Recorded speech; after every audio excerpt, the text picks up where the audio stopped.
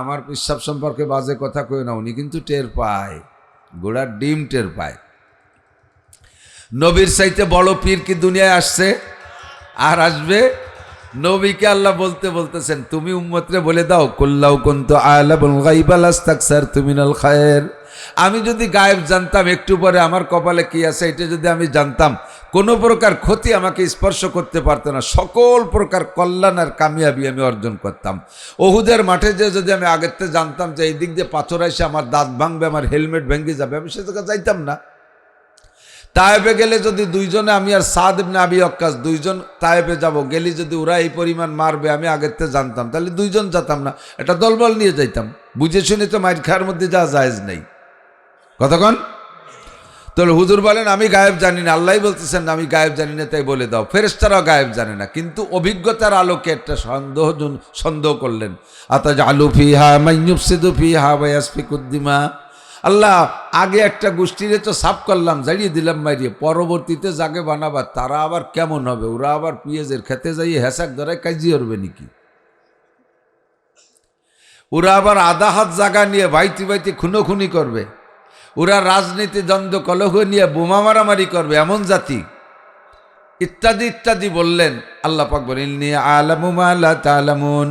এরা কেমন হবে এটা তোমরা জানো না, ওটা আমি জানি। ওদের মধ্যে একটা মানুষ হবে, লাউলা হুমা খালাকাল আফলাকা খালিকুহা লাউলা হুমা খরাজাল ইনসানু মিন আদামি। ওদের মধ্যে একটা লোক হবে এমন, যেই লোকটারে না বানাইলে ফেরেশতা তোমাদেরকেও বানাইতাম না, আসমান বানাইতাম না, জমিন বানাইতাম না, চন্দ্র সূর্য বানাইতাম না, আমার অনেক অনেক সৃষ্টি বানাইতাম না। ওই লোকটারে না বানাইলে এই পরবর্তীতে যাদের বানাইতে চাইতেছি তাদের মধ্যে একটা ব্যক্তি হবে এমন, যার নাম হবে মুহাম্মাদুর রাসূলুল্লাহ। ইন্নী আ'লামু মা লা তা'লামুন। আমি যা জানি তা তোমরা জানো না। আমার ওই বনি আদম এমন সম্মানী হবে, তারা যখন দিন শিখার জন্য ঘর থেকে বেরোবে তখন তোমরা ফেরেশতাদের উপরে দায়িত্ব থাকবে, তোমরা তাদের পায়ের নিচে পর বিছাইয়া দিবা। এমন সম্মানী তারা হবে। রব্বুল আলামিন আমাদেরকে শুরু থেকেই ভালোবাসা দিয়ে আসতেছেন। বানানোর ক্ষেত্রে ফেরেশতাদের মৌন অসমর্থনকে উপেক্ষা কইরা আল্লাহ আমাদেরকে বানাইছেন। বানায় আবার একই সময়, সেই সময় জান্নাতও ছিল, জাহান্নামও ছিল। আদম আলাইহিস সালামকে বানাইয়া আল্লাহ জাহান্নামের মধ্যে রাখতে পারতেন, মিয়া এই জায়গা 2-3 মাস থাকো, পরে একদিক সরাই নিয়ে যাব, পোস্টিং করব, তা না কইরা সর্বপ্রথম বানায় জান্নাতের মধ্যে অবস্থান দিয়েছেন। জান্নাতের মধ্যেই থাকো 2 জন, আর পরাণ বরের মধ্যে ঘোরো ফেরো আর খাও। সবচাইতে শ্রেষ্ঠ জায়গা জান্নাত, সেখানে রাখার ব্যবস্থা করলেন। এটা আর একটা ভালোবাসার প্রমাণ। রব্বুল আলামিন হিকমত করে পাঠাইলেন দুনিয়ায় পাঠানোর পরে এবার আমাদের জন্য আল্লাহ পাক অসংখ্য নিয়ামত রাজি তৈরি করেছেন। সূর্য বানাইছেন আমার খেদমতে, চন্দ্র বানাইছেন আমার জন্য, কতক্ষণ পানি বানাইছেন আমার জন্য, বাতাস বানাইছেন আমার জন্য, ফ্রি সার্ভিস দিচ্ছেন অক্সিজেন। আইসিইউতে গিয়ে যদি আপনি কৃত্রিম মানুষের তৈরি করা অক্সিজেন ব্যবহার করেন, ঘন্টায় 2000 টাকা বিল আসে, 24 ঘন্টা থাকলে 48,000 টাকা বিল দেওয়া লাগে। 60, 70, 80, 90, 100 বছর পর্যন্ত বাঁচতেছি আমরা, আল্লাহর দেওয়া প্রদত্ত অক্সিজেন ব্যবহার করি, কোনো দিন বিল দেওয়া লাগে না, আর নিতেও কোনো কষ্ট হয় না। এটা আল্লাহ পাক আমার জন্য নিয়ামত দিয়েছেন। প্রয়োজন পরিমাণ মাছ দিয়েছেন, প্রয়োজন পরিমাণ গোশত দিয়েছেন, হাজার হাজার ফল দিয়েছেন, রকমারি খাদ্য দিয়েছেন। বলতে গেলে জীবন শেষ হয়ে যাবে। আল্লাহ কয় ওয়া ইন তাউদ্দু নি'মাতাল্লাহি লা তুহসুহা। তোমাদের জন্য এত নিয়ামত বানাইছি, সারা জীবন গণনা করে শেষ করতে পারবা না। এ সবই আমার ভালোবাসার প্রমাণ। কতক্ষণ যে যারে ভালোবাসে সে তার অপরাধকে চোখে কম দেখে। দোস্তর যদি দোস্ত 1000 কঠিন বন্ধুত্বতা হয়, দোস্ত যদি অপরাধ করে ওটা কোনো না কোনোভাবে সাইরে নেওয়ার চেষ্টা করে। আল্লাহ কয় বান্দা এ জায়গা আমার ভালোবাসার প্রমাণ দেখো। কত মানুষ আছে আমাকে আল্লাহ বলে স্বীকার করো না। নমরুদ, কারুন, হামান, সাজ্জাদ, ফেরাউন, আবু লাহাব, আবু জাহেল, উতবা, সাইবাক, এমন করে কাফের মুশরিক হিন্দু বৌদ্ধ খ্রিস্টান 800 কোটি মানুষের মধ্যে 600 কোটি মানুষ আল্লাহকে আল্লাহ বলে মানে না, অথচ আল্লাহ পাক তাদের খাদ্য বন্ধ করে দিচ্ছে না, তাদের ক্ষেত খামারের উৎপাদন বন্ধ করে দিচ্ছে না, তাদের কোনো প্রযুক্তি আল্লাহ তাআলা থামায় দিচ্ছে না, সেগুলোকে নষ্ট করে দিচ্ছে না, দুনিয়ার ধন দৌলতের ব্যাপারে তাদের উপরে হস্তক্ষেপ করতেছে না, তাদের বাচ্চা কাচ্চা জন্ম নিতে আল্লাহ বাধা দিচ্ছে না, যে কাফেরের বাচ্চা পয়দা হলেও সেটাও তো কাফের হবে, সেও তো আল্লাহ দ্রোহী হবে, কাজে ওদের মহিলাদের পেট দিয়ে বাচ্চা হবে না, এমন সিদ্ধান্ত আল্লাহ নেয় না। আল্লাহ পাক বলেন বানাইছি বড় মোহাব্বত করে, বড় দরদ করে বানাইছি, কাজেই তোদের হাজারো অপরাধ আমি চোখ বন্ধ করে মেনে নেব। আমার 99টা নামের মধ্যে একটা নাম সত্তার, আল্লাহর একটা নাম কি? সত্তার। সত্তার মানে গোপনকারী, সত্তার মানে গোপনকারী। আমরা এখানে যারা বসা আছি, সাবালেক থেকে নিয়ে এ পর্যন্ত যাদের বয়স হয়েছে, যার যতটুকু হয়েছে, মুখে স্বীকার করতে বলতেছি না, প্রত্যেকেরটা ভিতরে জানা আছে। সাবালেক হওয়ার পর থেকে নিজে যতটুকু বয়স পেয়েছেন, এই জীবনে নাবালেক থাকতে যেগুলো হয়েছে সেগুলো আল্লাহ ধরে না। সাবালেক হওয়ার পর থেকে নিয়ে নারী বলেন আর পুরুষ বলেন, প্রত্যেকটা মানুষের জীবনে এমন এমন অপরাধ করা আছে, যেই অপরাধগুলো যদি সমাজে প্রকাশ পাইত, আল্লাহু আকবার, সম্মান তো দূরের কথা, মানুষে তারে মুখে চুনকালি দিত। আলেম বলেন, জালেম বলেন, মোল্লা বলেন, মুন্সি বলেন, আমি বলেন, আপনি বলেন, এনিম্যান এভরিবডি, প্রত্যেকের আভ্যন্তরীণ এমন এমন অপরাধ করা আছে, যে অপরাধগুলো যদি সমাজে প্রকাশ পাইতো, রাস্তায় যে হাঁটতে পারতাম না।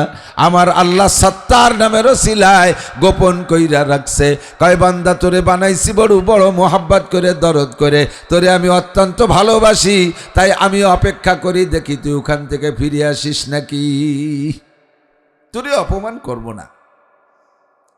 এবার আল্লাহ পাক বলেন, আমি তো তোমার এই ভালোবাসা সৃষ্টি করেছি, অসংখ্য নিয়ামত দিয়ে লালন পালন করি, বান্দা তুমি কি আমাকে ভালোবাসো?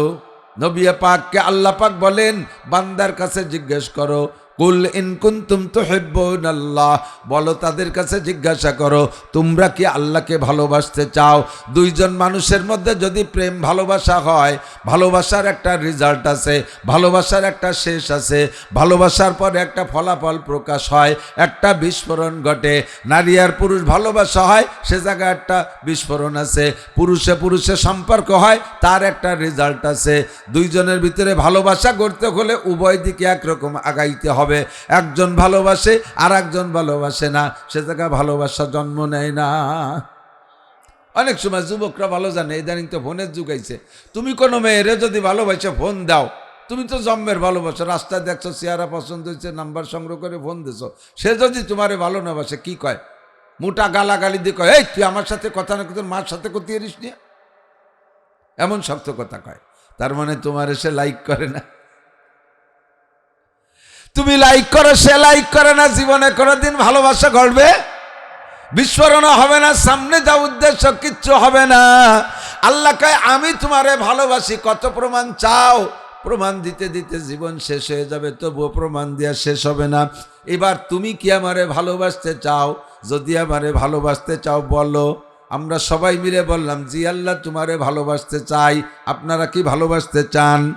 কারে ভালোবাসবেন? আল্লাহকে ভালোবাসবো।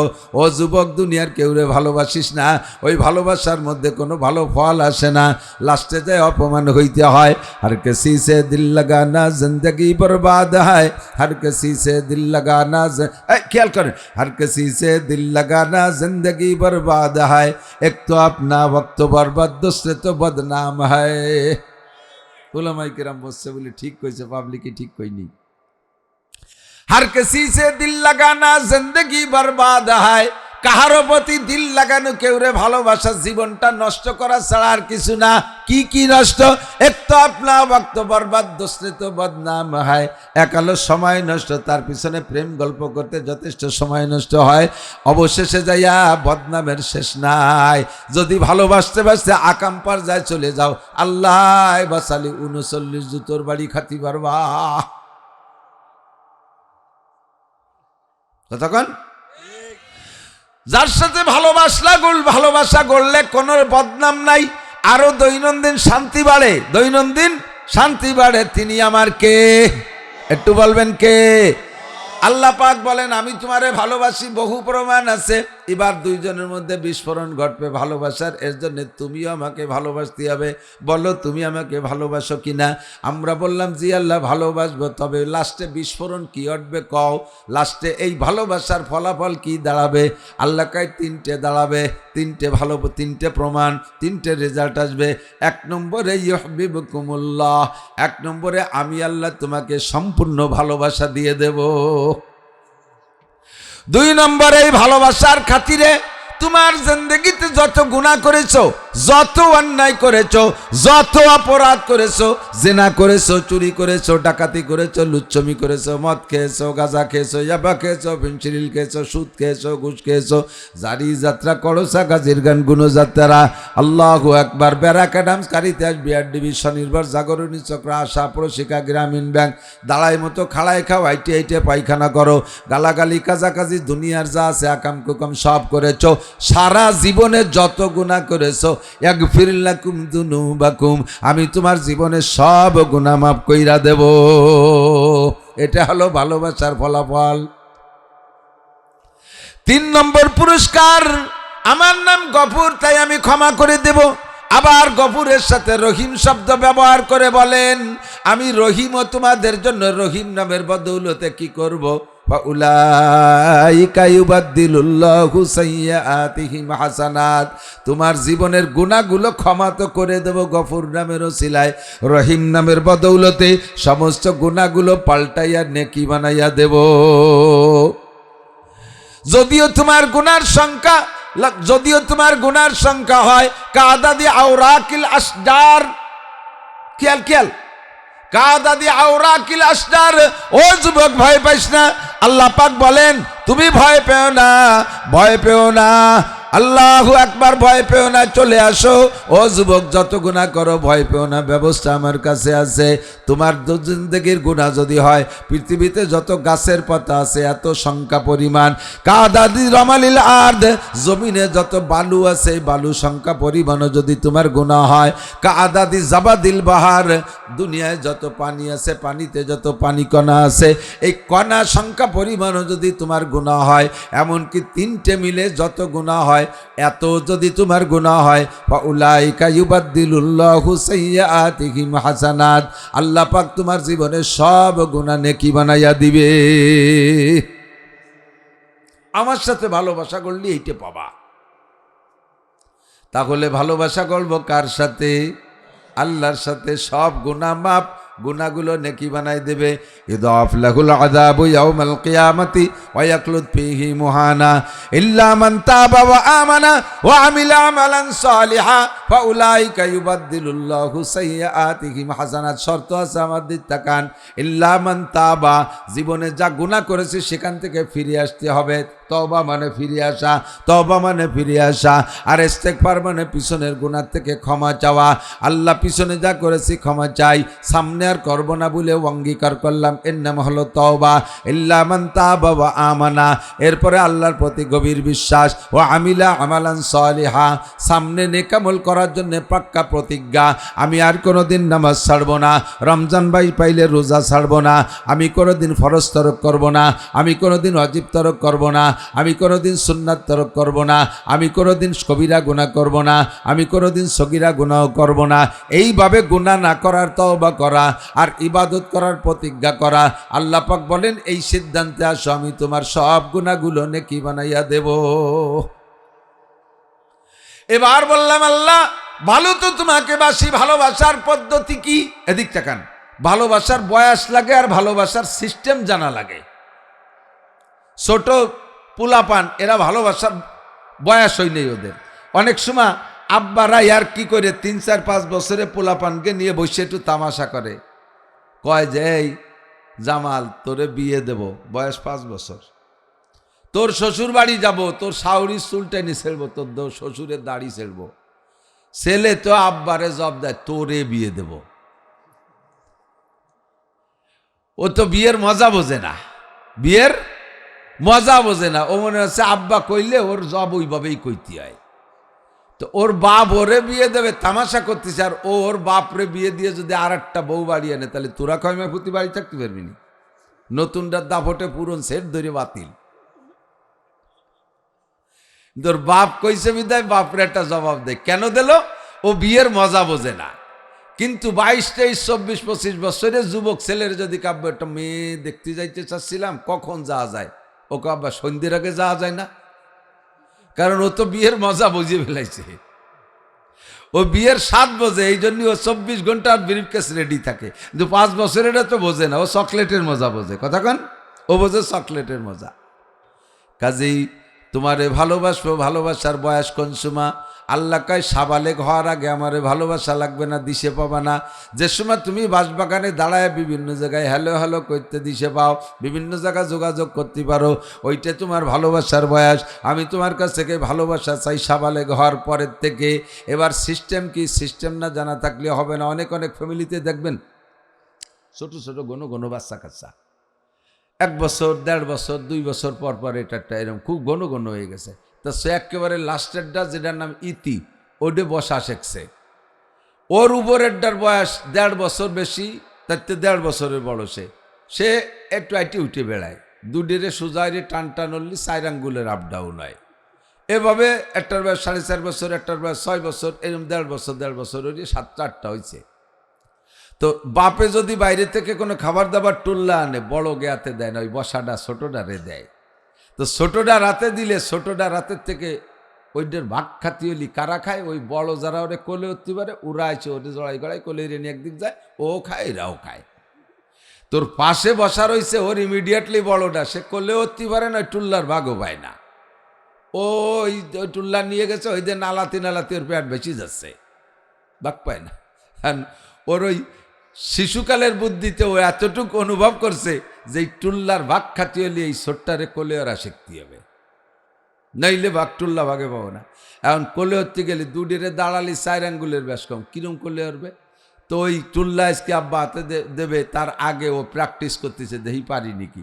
তো ওরে কোলে হতে যে গলা টলা জড়াইয়ে বুইয়ের সাথে এরকম সিবে ধরিয়ে উঁচুরে আটা দিতে গেছে, ওদিক দিয়ে পাও পাড়ায় ধরছে।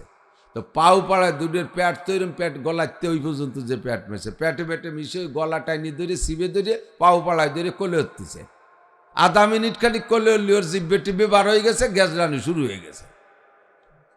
বড়রা দেখে ছাড়াই দিছে, এই যে ওরে গলা সিবে মারতেছে, এটা কি মারার জন্য এরকম ধরছে নাকি? ও কিন্তু ভালোবাসার জন্যই ধরছে, ও মোহাব্বত করার জন্যই ধরছে। কোলে ওর টুল্লার ভাগ খাবে, কিন্তু ওর সেই যোগ্যতা হয় নাই, সে বয়স হয় নাই, নিয়ম জানে না। এই অনিয়ম ভালোবাসতে গেলেই এভাবে গলা চিপে মারা হয়। আল্লাহ পাক বলেন আমারে ভালোবাসতে চায় অনেকে। হিন্দুরাও কিন্তু আল্লাহকে ভগবান বলে স্বীকার করে, কিন্তু তার নিয়ম জানে না ভালোবাসার। এই জন্যই ভালোবাসতে যাইয়ে কি যে কি আরে। রবি ঠাকুরের একটা কবিতা আছে, কবিতাটা আমার স্মরণ নেই, তর্জমা আমার মনে আছে। উনি বলেন, হিন্দুদের উপরে আমার লজ্জা লাগে, আমার অভিযোগ যে তারা ভগবানকে ভগবান বলে সর্বশ্রেষ্ঠ বলে বিশ্বাস করে, অথচ ভগবানকে সাকারে আইনে ইবাদত করতে যাইয়া যে ভগবান কেমন দেখি নাই, সম্ভবত ভগবান বাঘের মতো হবে তাই মাটি দিয়ে একটা বাঘ বানায়, আবার সম্ভবত ভগবান সিংহের মতো হবে তাই একটা সিংহ বানায়, সম্ভবত ভগবান হাতির মতো হবে তাই একটা হাতি বানাইয়া মাটি দিয়ে একটা হাতি বানায়, তারে ভগবান মনে করে সেবা দেয়, সম্ভবত ভগবান শুয়োরের মতো হবে তাই একটা শুয়োর বানাইয়া ভগবান মনে করে পুজো আরে, সম্ভবত ভগবান একটা কুত্তর মতো হবে, সম্ভবত ভগবান একটা ইঁদুরের মতো হবে, সম্ভবত ভগবান একটা সুসোর মতো হবে। এবার ভগবানকে ভালোবাসতে যাইয়ে শিয়াল, কুত্ত, শুয়োর, ইন্দুর বান্দর পর্যন্ত বানায় ফেলে। এটা ভালোবাসার নিয়ম জানে না, এই জন্য ভালোবাসতে যে গলা চিবে মারে। বাউল ফাউল পার্টি মাজারে যারা যায় ভণ্ড পীরের দরবারে যারা যায়, তারা আল্লাহরে পাইতে যায়, নিয়ম জানে না, আল্লাহরে গলা টিপে মারে। নবীকে ভালোবাসার নিয়ম জানে না, গলা টিপে মারে। বিভিন্ন জায়গা যাইয়া এই সমস্তগুলো আল্লাহকে ভালোবাসতে যে গলা টিপে মারে, কারণ তারা নিয়ম জানে না। কাজেই আল্লাহকে যা বললাম, আল্লাহ ইহদিনাস সিরাতাল মুস্তাকিম, তোমাকে ভালোবাসার সঠিক সরল পথ চিনায় দাও। আল্লাহ পাক বললেন, নবী তুমি বলে দাও, ইন কুনতুম তুহিব্বুনাল্লাহ, যদি তোমরা আল্লাহকে ভালোবাসতে চাও তাহলে সিস্টেম হলো ফাত্তাবিউনি, আমি নবীর অনুকরণ করো, ফাত্তাবিউনি, আমার অনুকরণ করো। কেন করব? কয় মানে আতানি দা ফাকাদ আতা আল্লাহ, যে আমার অনুকরণ করবে সেজন্য আল্লাহরই অনুকরণ করলো। ওয়ামান আসানি ফাকাদ আসাল্লাহ, যে আমার নাফরমানি করবে সে আল্লাহরই নাফরমানি করলো। নবী পাক বলেন কুল্লু উম্মতি ইয়াদখুলুনাল জান্নাহ, আমার সব উম্মত জান্নাতে যাবে আমার সাথে, ইল্লা মান আবা, শুধু যার নাম হবে আবা ওইটা জাহান্নামে যাবা, ওইটা আমার সাথে জান্নাতে যাইতে পারবা না। কিলা মান আবা ইয়া রাসূলুল্লাহ, হুজুর আবা, আবা নামের আবার কে আছে? আমাদের মধ্যে কাহারও নাম তো আবা না। আপনি বললেন যার নাম হবে আবা তুমি জাহান্নামে যাবা, তাহলে আবা নামের কে আছে? হুজুর বলেন মান আতানি দাখালাল জান্নাহ। আমার জিন্দেগি 6 ভাগে বিভক্ত, আমার জিন্দেগি 6 ভাগে বিভক্ত। ব্যক্তিগত জীবন, পারিবারিক জীবন, সামাজিক জীবন, অর্থনৈতিক জীবন, রাজনৈতিক জীবন, আন্তর্জাতিক জীবন। এই 6টা জীবনে আমার সাথে যারা A to Z মিল করবে সে আমার সাথে জান্নাতে যাবা। আর আমার সাথে মিল হওয়ার কারণে আল্লাহ পাক তাকে ভালোবাসবে। আল্লাহ পাক যাকে ভালোবাসবে তার গুনাহ মাফ করে দিয়ে আল্লাহ পাক তাকে গুনাহ সংখ্যা পরিমাণ নেকি দান করবে। ওমান আসানি, হে যুবক পাগলামি করো না। তোমার মতো বহু যুবককে আমি রাস্তায় ফেরানো দেখে আসছি। বছরের 8টা মাস রাস্তায় থাকি, বিশ্ব রোডে থাকি। কত যুবকরা আমি টাইনা রাস্তার থেকে উপরের থেকে সাইডে সরাই থুই আসছি। কত যুবকরা আমি রোডের সাথে কুত্তর গোস্ত আর তোমার গোস্ত মিক্সার হয়ে গেছে আমি দেখে আসছি। বেশি লাফালাফি করো না, সমাজে কিন্তু বুড়ো মানুষ চাইতে যুবক মরে বেশি। কতক্ষণ? গার্মেন্টসে কোনো বুড়ো মানুষ চাকরি করে না, গার্মেন্টসে আগুন লাগলে যুবকরাই মরে, যুবতীরাই মরে। বিভিন্ন জায়গায় অ্যাক্সিডেন্টে বুড়ো মানুষ চলাফেরা কম করে। গাড়িতে তোমরাই থাকো, তোমরাই কিন্তু পড়ো আর মরো। যত আপদ বিপদ বালা মুসিবত সব দেখতেছি যুবকদের উপর দিয়ে। মানুষ তো বুড়ো হতেই পারতেছে না। কাজেই মস্তানি করো না, তোমার মতো মস্তানরে মারতে আল্লাহর 1 পয়সাও লাগে না। সময় মতো জায়গায় চলে আসো। কিয়ামতের ময়দানে নবী পাক বলেন আর 7 শ্রেণীর মানুষকে আল্লাহ আরশে আজিমের নিচে বসাইয়া আমাকে দায়িত্ব দেবে, তুমি হাউজে কাউসার পান করাও। আমি ওই 7 গুণের মানুষকে হাউজে কাউসার পান করায় দেব। ফামান শারিবা লাম ইয়াজমা আবাদা, আমার থেকে একবার 1 গ্লাস পান করলে কোনোদিন পিপাসা হবে না। আমি এরপরে হাত ধরে আরশে আজিমের নিচে বসাইয়া দিব। আল্লাহ পাক তোমাকে 500 বছর পর্যন্ত নিজ কুদরতে হাতে মুখে উঠাই খানা খাওয়াবে। যুবক, তোমার যৌবনকাল রে দিক নিয়ে আসতে হবে। এই জন্য মনে রাখতে হবে মান আতানি ফাকাদ আতা আল্লাহ ওয়া মান আসানি ফাকাদ আসাল্লাহ। আল্লাহর রসুলের নাফরমানি করলে নাফরমানিটা আল্লাহর করা হয়। কাজে এবার নবী পাকের 6 জীবনের সাথে মিল করব। 1 নম্বরে আমার ব্যক্তি জীবন, বডিটারে আগে নবী পাকের বডির সাথে আমি আয়নার সামনে দাঁড়ায় মিল করি। আমার নবী চুল কাটাইতেন কেমন, নবীর চুল কেমন ছিল, আমার চুল কেমন আছে। তুমি আয়না ধরে দেখো তোমার চুলটা কেমন।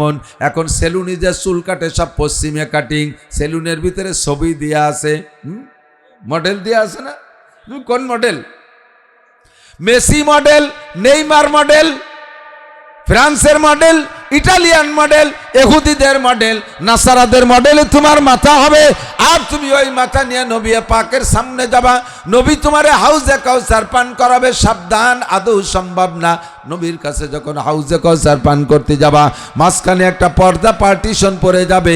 আর ফেরেশতারা পায়ে শিকল দিয়ে ধড়াম করে টান দিয়ে শেষটায় টানতে টানতে নিয়ে যাবে। তুমি চিৎকার করে বলবে ইয়া রাসূলুল্লাহ আশরিফনি শাইয়্যাম মিনাল হাউজ। ওগো আল্লাহর নবী, হাসরের মাঠে সূর্য মাথার 4 আঙ্গুল উপরে, কলিজাটা পিপাসায় ফাইটে যায়। আসছিলাম কোনো মতে লাইন ধরে আপনার দরবারে একটু হাউজের কাউসারের জন্য।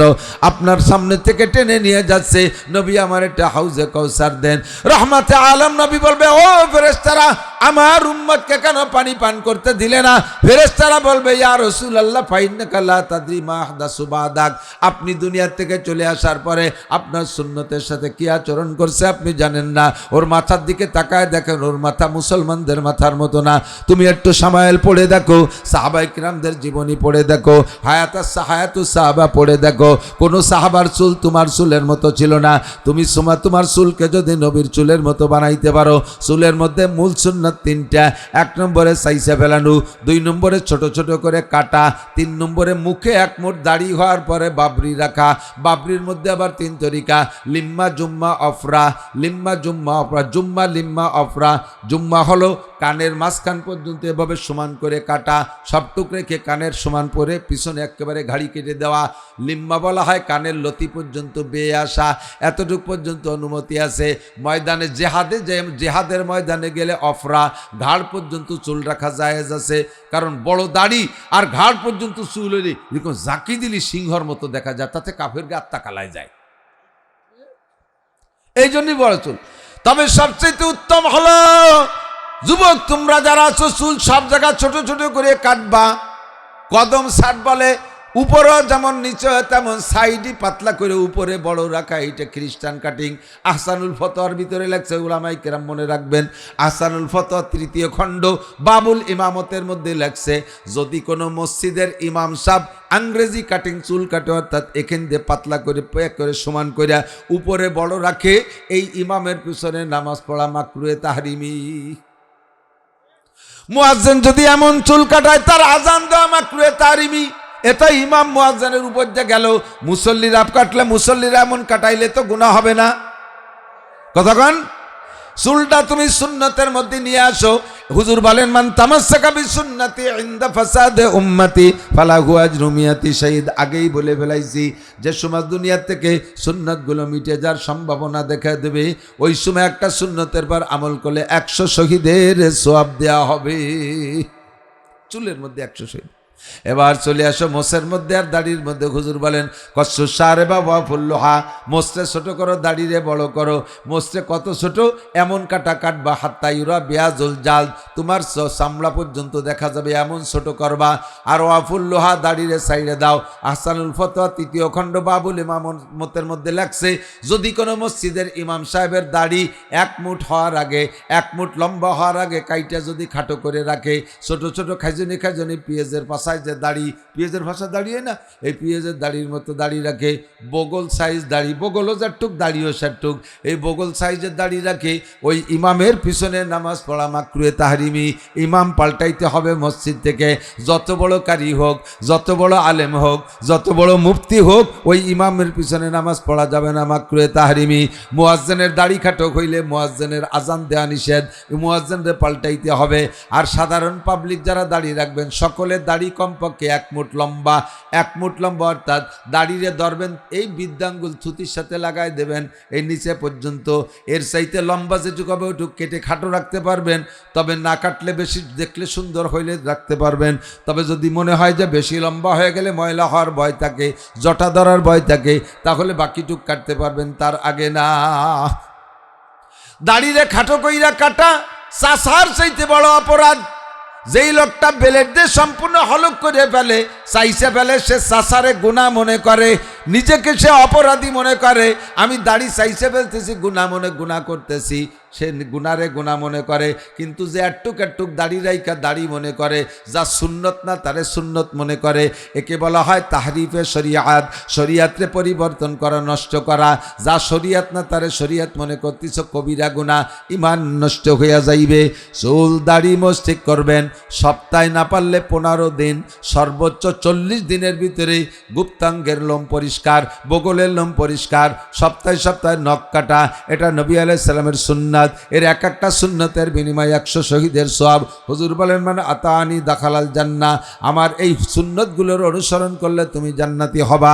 এমনি সময় তোমার কাজকামের জন্য দৈনন্দিন যে পোশাক লাগে পরো, কিন্তু রেগুলার তোমার সুন্নতি পোশাক বানায় নাও, রেগুলার তোমার সুন্নতি পোশাক বানায় নাও। আবু দাউদ শরীফের মধ্যে হাদিস আসছে, সাহাবী বর্ণনা করেন, মা ক্বালা রাসূলুল্লাহ সাল্লাল্লাহু আলাইহি ওয়াসাল্লাম ফিল ইজার ফাগুয়া ফিল কমিস ওয়া ইজ্জাতুল মুসলিমি ইলা আনসাফি সাকাইহি। মুসলমানের জামা আর পাজামা কতটুক লম্বা হবে?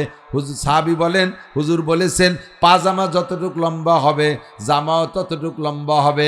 গোল না ফাড়া তা বলে নাই, পাজামা যতটুক লম্বা হবে জামাও ততটুক লম্বা হবে। এবার পাজামা কটটুক হবে? ইজরাতুল মুসলিমি ইলা আনসাফি সাকাইহি, মুসলমানের পাজামা হাঁটু আর টাকনুয়ের মাঝখান পর্যন্ত হবে। প্যান্ট পরশ অর্ধেক পর্যন্ত নেসপে শাক পরবা, লুঙ্গি পরলেও পর্যন্ত, তবে জায়েজ আছে নিচে টাকনু রাখ পর্যন্ত। এবার হুজুর বলেন মানজারা ইজারাহু বাতারা লাম ইয়ানজুরিল্লাহি ইলাইহি ইয়াউমাল কিয়ামা মা আসফালা মিনাল কাবাইন ফাহুয়া ফিন্নার। পুরুষরা টাকনু শুয়ে প্যান্ট পাজামা লুঙ্গি পরা, টাকনু শুয়ে প্যান্ট পাজামা লুঙ্গি পরা, এই টাকনু যেই টাকনু শুইবে ওই টাকনু জান্নাতে যাবে না। কিয়ামতের মাঠে আল্লাহ তাআলা তার দিকে ফিরে তাকাবে না। পুরুষটা টাকনুর নিচে পড়বে না, অথচ পুরুষকে প্যান্ট টাকনুর তল দিয়ে দেখি যে স্যান্ডেলের নায়ের দাদ্দি বার হয়ে গেছে, আর এদিক যে উবর যাবার খুলিয়ে গেছে। মাঝে মাঝে বাদে মুসল্লি দূরে একটা মসজিদে, সেদিন এই কাল না আগের দিন যেন মগরিবের নামাজ পড়তে গেছে, এই মাহফিলে এসে এক জায়গায় কোন জায়গা যেন সামনে একটা নামাজ পড়তেছে, এই যে কানাইপুরের ওই দিক সামনে যেটা দাঁড়ায় সিজদায় গেছে, আল্লাহু আকবার, গেঞ্জি এই দিক সরিয়ে চলে আসছে, প্যান্ট ওই দিক সরিয়ে চলে গেছে, ফাঁসাইতে 4 আঙ্গুল পরিমাণে, আর শিয়ের মিয়ের শুদ্ধ বার হয়ে গেছে।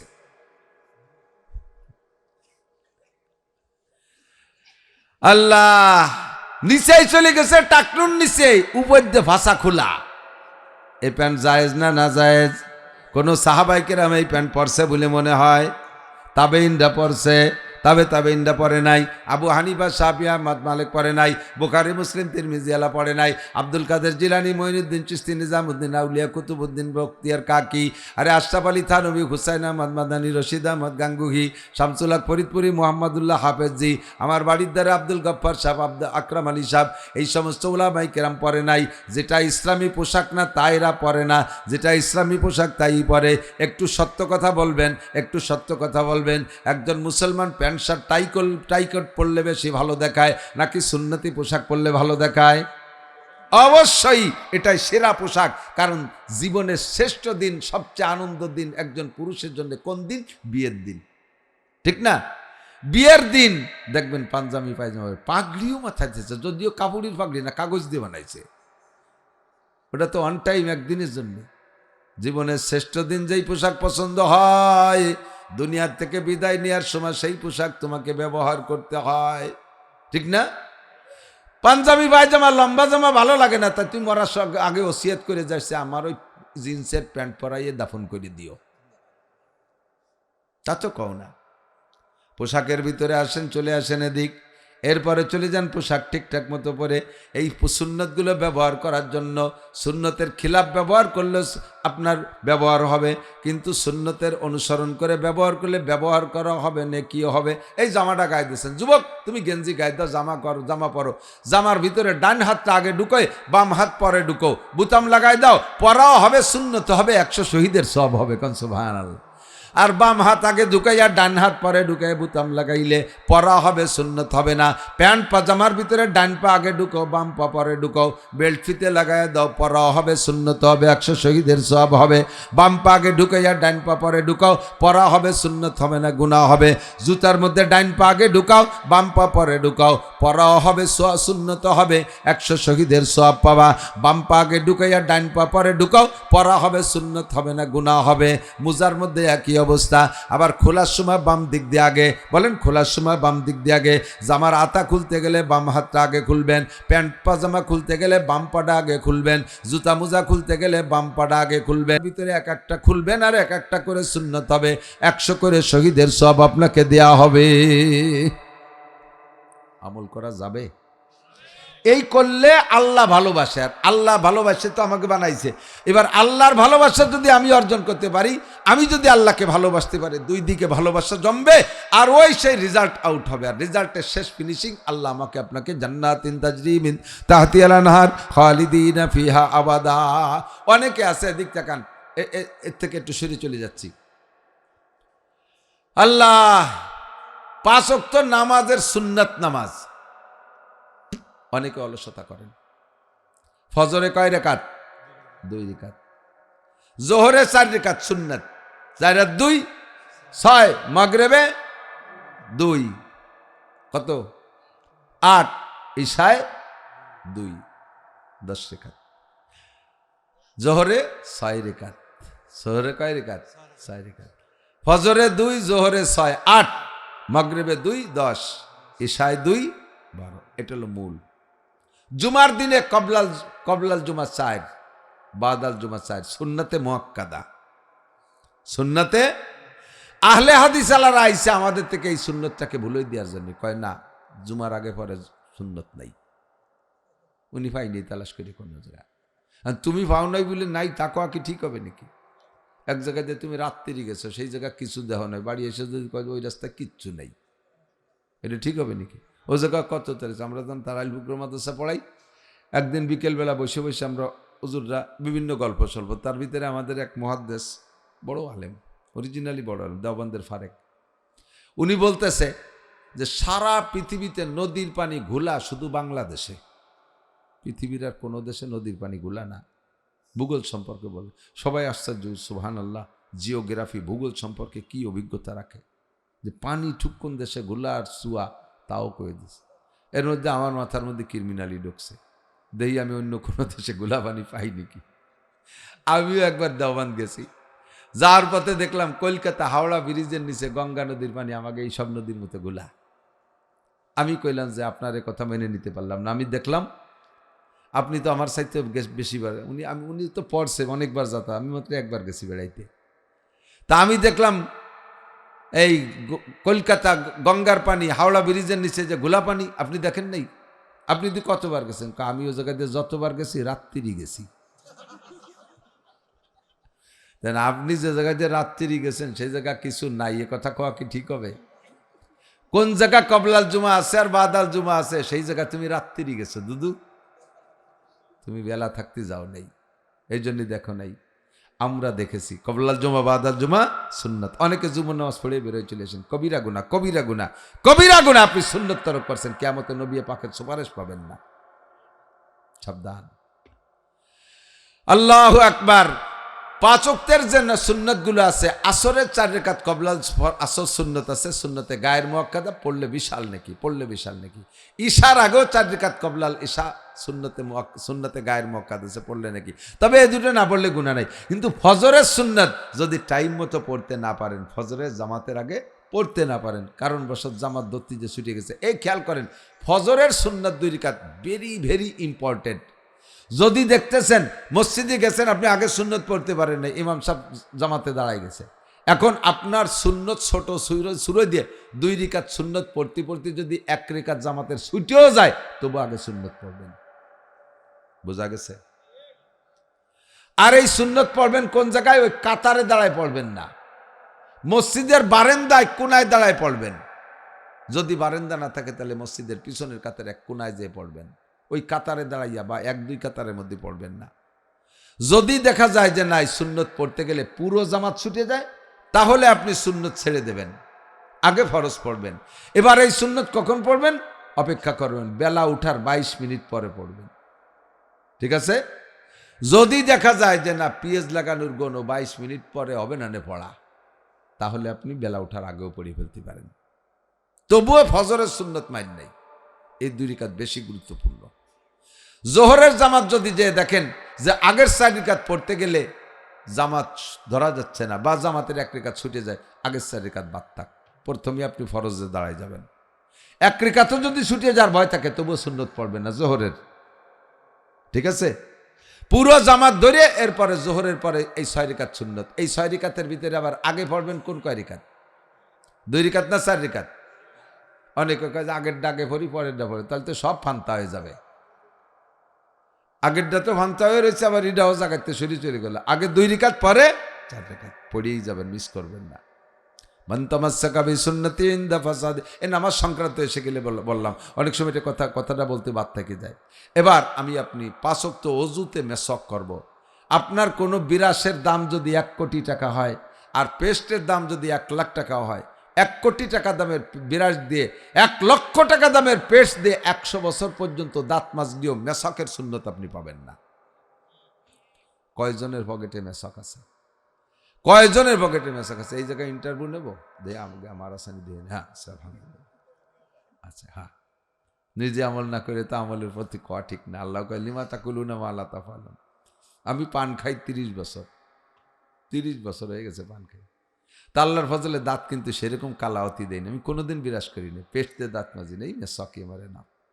প্রত্যেক 2টা পান খাওয়ার পরে যদি একবার মেশাক করে ফেলি তাহলে পানের সেই কালো আবরণটা ভিতরে থাকতে পারে না, দাঁড়াতে পারে না, লাল হতে পারে না। আপনি কেন মেশক করবেন না? মেশক করবেন, খিলাল করবেন। অনেকে শুধু মেশক করে বা বিরাস করে, খিলাল করে না। 2 দাঁতের চিপার ভিতরে খাদ্য ঢুকে থাকলে ওইটা পয়সি এমন গন্ধ হয়, এমন গন্ধ হয়, মানে পায়খানার গন্ধ চাইতে বেকায়দা হয়। গালে গন্ধ চাইতে ভালো কোনো গন্ধ হয় না। অনেক সময় একজনের সামনে আরেকজনের কথা বলতে গেলে মুখের থেকে বক বক করে গন্ধ আসে, আর মোহব্বতের ঠেলায় মুহির পর মুখ নিয়ে এসে কথা বলতেছে। আমি মুখ সরাই, নাক সরাই, সে আরো আগুই দাঁড়ায়। লাস্টে কথিত পারিনি যে তোমার গালে গন্ধ, শেষমেশ একটুক কই যে ভাই আমার মুখে একটা গন্ধ আছে, আপনার কষ্ট হতে পারে, একটু তৈরি বসেন, এই কয়ে সরাই। কিন্তু এই গন্ধটা খুবই খারাপ গন্ধ, খুব কষ্টদায়ক। এই জন্য দূরত্ব বজায় রেখে কথা বলা, আর দাঁতকে সুন্দর করে খিলাল করবেন, দৈনন্দিন খিলাল করেন। নবী আলাইহিস সালাম খিলাল করতেন, এটা সুন্নাত। আর একটা সুন্নাত হলো, আজকে থেকে 3টে সুন্নাতের পরামর্শ দিচ্ছি, 4টে বলবো, এদিক থাকেন, 4টে সুন্নাত। 1 নম্বর সুন্নত হলো, খেয়াল করতেছেন, 1 নম্বর সুন্নত, আজকে থেকে পকেটে একটু টিস্যু পেপার রাখবো। যুবকরা, এই প্যান্ট পরা পাঠিয়ে দিক থেকে একটু টিস্যু পেপার রাখা যাবে? একটু টিস্যুর গায়ে 5 কেজি ওজন হবে না? 10 গ্রাম থেকে 20 গ্রাম, 20 গ্রাম হবে না, 10 গ্রামই হবে। 10 গ্রামও হবে না, 10 গ্রাম মানে 1 বড়ি, 11 গ্রামে 1 বড়ি, 1 বড়ি ওজন হবে না। তো একটু টিস্যু পেপার পকেটে রাখলে আপনি সারাদিন ভরে 10 বার 15 বার পেশাব করবেন, একটু টিস্যু ধরবেন, আপনার শরীরটা পাক থাকবে। নামাজ ভাঙ্গার কারণ 19টি, আর নামাজের ফরজ 13টি। 13টা ফরজের ভিতরে 1 নম্বর ফরজ শরীর পাক, 2 নম্বর ফরজ কাপড় পাক। পানি সবসময় পাওয়া যায় না, একটু টিস্যুকে আপনি পেশাব করার সময় সতর্কতার সাথে পেশাব করবেন, যাতে ডানি বামে সিটে না লাগে। এরপর একটু টিস্যু ধরবেন, এই টিস্যু দিয়ে ঢিলা ধরবেন। লাস্ট ফিনিশিং টিস্যুর একটা লাভ আছে, যত ঢিলা দুনিয়ায় পেশাব পায়খানায় ব্যবহার করবেন, আল্লাহ তাআলা রূপ পাল্টাইয়া এইটাকে কিয়ামতে নেকির পাল্লায় উঠে দেবে। পাশাপাশি আপনার সবসময় শরীরটা পাক থাকলে। এক যুবক আমার মসজিদের সামনে গলা জড়ায় ধরছে, এক করে খতখতা কান্দি দিতেছে, ওদিকে মুহির মধ্যে ওই কাঁচা সুবরিদের খয়ের দিয়ে পান খাইছে, একেবারে মেজেন্টি লাল হয়ে গেছে, গলা ওই ভাষে নিকে আইসে দিতেছে না কান্দি দিতেছে, আল্লাহ জানে, ফস ফস করে আমার জামা পিছনে স্প্রে হয়ে গেছে। আমাকে কাজ ডাল লিখি, কয় হুজুর আমি আপনার কঠিন ফ্যান, ও আমার জম্মের ফ্যান, তুমি আইজও ফ্যান, ভাত অবাক হবে। কয় এ ফ্যান সে ফ্যান না, ফ্যান মানে ভক্ত। তা তুই এত ভক্ত, চল আজান দেশে মসজিদে যাই। কয় যে হুজুর শুক্রবার তো পড়বানি, তুই শুক্রবার পর্যন্ত বাঁচবি কিনা গ্যারান্টি আছে, চল এমনি চল। কয় না হুজুর আমার আজকে নিয়েন না, আমারে নিলি আশেপাশে 2-4 জনের নামাজ হবে না। এই যে মোটা ফ্যান, আর 7 দিন ধরে পড়তেছি, এর টাইটিস জ্বালায় পেশাব করতে গেলে একবারে ক্লিয়ার হয় না, পরে আটা দিলি খানিক পড়ে, তো পড়ে তো এক জায়গায় পড়ে, ডেলি 5-6 বার পেশাব করি, একটু তৈরি পড়ে, এইভাবে 7 দিন পর্যন্ত ওই জায়গায় শুয়োই ভেজে এই অতি উত্তমরা গন্ধ হয়ে গেছে। আমি মসজিদে গেলে বিটাকে গন্ধে জ্বালায় নামাজ হবে না। আপনার পায়ে ধরে হুজুর আজকে বিরক্ত হইলেন না, শুক্রবারে তো 2 মুছে একবারে লাগবানি কাঁচা দিয়ে। তুমি কেমন মুসলমান? তোমার পকেটে একটু টিস্যু থাকলে আল্লাহর ফজলে এই বিপদ থেকে বাঁচা যায়, কথা কোন ঠিক না? শরীরটা পাক থাকে, কাপড়টা পাক থাকে। শরীর পাক আর কাপড় পাক অবস্থায় মুসলমান সবসময় থাকতে হবে। এই অবস্থায় মরণ হলে আল্লাহ তাআলা তার ইমানি মরণও নসিব করতে পারে, কথা কোন? তাহলে আমি আজকে 4টে সুন্নতের একটু অঙ্গীকার নেই, আপনারা প্রতিজ্ঞা করেন। এটা জাস্ট কোনো কঠিনও না, একেবারে সহজ, পয়সাও খরচ নেই। আমি এই আজকে থেকে পকেটে টিস্যু রাখবই, ঠিক আছে? একটু টিস্যু, একটা টিস্যু কিনবেন 25 টাকা দিয়ে, একটা টিস্যু কিনবেন, টয়লেট টিস্যু। একজন মানুষ 25 টাকার একটা টিস্যু 1 মাস হয়ে যাবে, 1 মাস হয়ে যাবে, একটু কম পড়বে না, 1 মাস হয়ে যাবে ইনশাআল্লাহ। কয় এই টিস্যু পকেটে রাখলে কিরম দেওয়া যায়? তো এত বড় একটা মোবাইল ঢুকাইছো, তারপরে গোল্ড লিপ সিগারেটের 1 প্যাকেট ঢুকাইছো, ওর মধ্যে গ্যাস লাইট একটা ঢুকাইছো, আবার এত মোটা মানি ব্যাগ একটা ঢুকাইয়ে 2 ফাঁসা 2 পাশে ভুলিয়ে টেমাই বেহা হয়েছে, বসতেও পারো না। ওর ফাঁকে একটুক টিস্যু আর একখান মেশাক বাড়ি কঠিন জিনিস। আজকে থেকে টিস্যু রাখবো, আমল করবো তো ইনশাআল্লাহ। 2 নম্বর আমল, এই মেশকটা একটু কাছে রাখবেন। মেশক যখনই অজু বানাবেন, ডাইন পাশ থেকে বাম পাশ। মহিলারাও আমল করবেন, মহিলারাই টিস্যু ব্যবহার করে, ওকে তো পেশাবের ডিলা লাগে না, পায়খানায় ডিলা, কিন্তু এত আলসিয়া। আরে পুরুষের পায়খানায় ডিলা ব্যবহার না করলে যতটা ক্ষতি হয়, মহিলাদের পায়খানায় ডিলা ব্যবহার না করলে তার চেয়ে অনেক ক্ষতি হয়। তাড়াহুড়া করে বাথরুম সারিয়ে আইছে, ভালো করে হাত পরিষ্কার করে, ইয়ান একটু মারিছে, অনেক একটু মারিছে, আইছে হলুদ মরিচ দিয়ে বাইটে বুইটে গুষ্টি শুধু খায় দিয়েছে।